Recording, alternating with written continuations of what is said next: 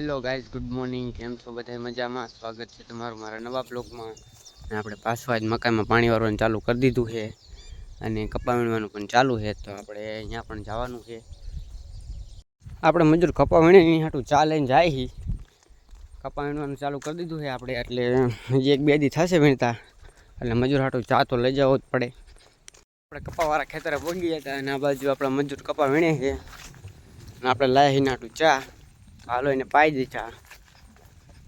તો મજૂરીની રીતે કપા વીણે છે અને આપણે જવાનું મકાન પાણી વારવા. ચા પાઈ દીધો છે અને હવે જઈએ આપણે વાડીએ મકાન પાણી વારવા.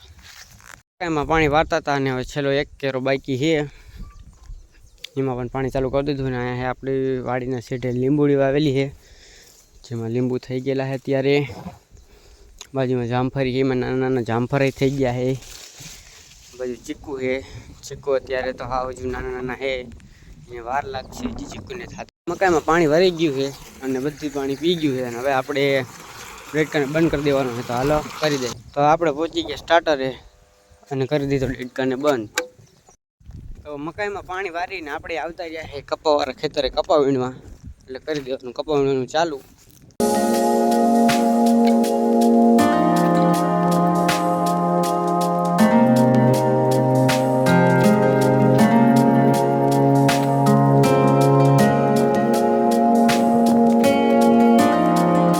અને પછી હું આવી ગયો વાડીએ ટ્રેક્ટર લેવા. ટ્રેક્ટરને લારી લઈને આપણે જવાનું છે કપા ભરવા.